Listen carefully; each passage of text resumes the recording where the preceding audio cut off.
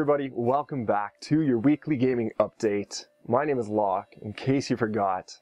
Sorry I had to take a week off, it's just been so busy. It's been a crazy month. We've got a bunch of games coming out, a bunch of movies, Comic-Con, E3 coming up, but it's nice to be back with you. So, first things first, let's talk about the biggest movie of the year so far. Indie Game the Movie. Thought I was going to say Avengers, but no, I did see Avengers. It was really good. Awesome film. Go see it because you won't have more fun with those superheroes all coming together. Yeah, it was great. Anyways, I do want to talk about Indie Game the Movie. It's a documentary about making indie games. It's made by two directors out of Montreal in Canada, James Swirsky and Lisanne Pajot, I believe their names are. And I saw that last week. They were doing a pre-screening in Canada via satellite. So they were showing it in Toronto and they're beaming it out across the country to a bunch of different theaters, which was kind of weird, but was also really cool because after the movie, the two directors came up and answered questions along with a special guest who's also in the film, featured in the film, the developer for Fez, Phil Fish.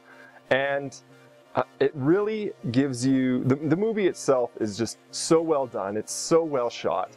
It follows three different development teams, or developers, I guess you could say. Jonathan Blow, who did Braid, and he's coming out with The Witness later on this year.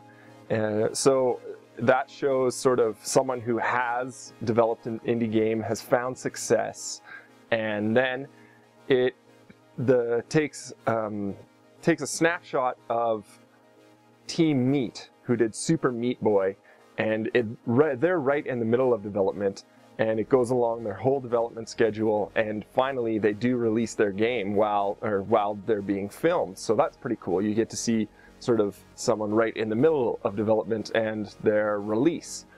And then finally the third feature, like I said, is Phil Fish and his partner from Polytron. I forget who his coder's name is, but he goes through, he's having some hardships as well.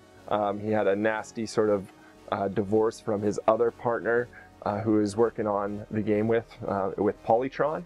But they follow Phil Fish going to PAX, and again, his game didn't get released, so it kind of has a nice different segment of it takes a snapshot of each developer who are at different phases in their indie game development.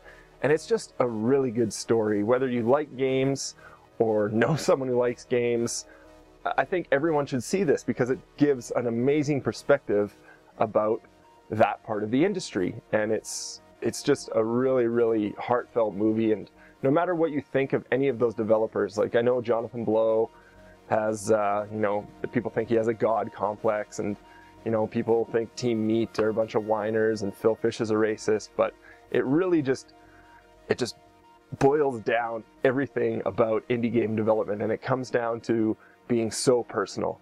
And I really encourage you to go see it. Take anyone you can and go see it, especially if you picked up a controller in your life. You owe it to yourself to see Indie Game the Movie. I believe it's being screened across the United States in 2 weeks, May 18th, I believe. And then you can also get it on DVD, following that. If you supported their Kickstarter, that's what they use to actually get the film done. I think at one of the lower sort of tiers, you do get a copy of the film. So that's Indie Game the Movie. Go see it. Even if you did spend your movie budget and used your movie tickets on Avengers, please go see Indie Game the Movie. It's awesome. Next up, I was at Calgary Comic-Con last weekend with the Tetris Effect guys, and it was a blast. It was a packed show. We have so many interviews, so many pictures. Those will be up soon. I will post the link to the pictures, hopefully by tonight, in the description below.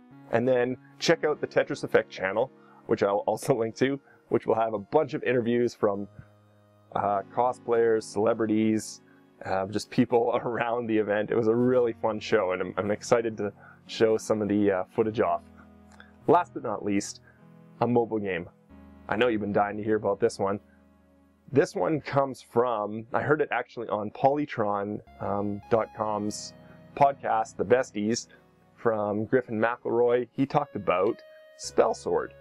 And it is a charming action RPG horde mode game where you are this character who has a sword, and you can collect cards, and you use these cards to fight off waves and waves of enemies in this small little arena.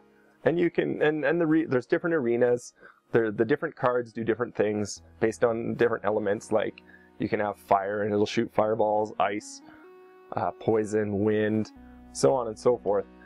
And it's got some really cool things going for it. First off, everything you collect, the currency you collect is rupees, and you can use those to buy different equipment to help you in later missions, as well as being able to upgrade your character so you have better magic and better spells and that sort of thing.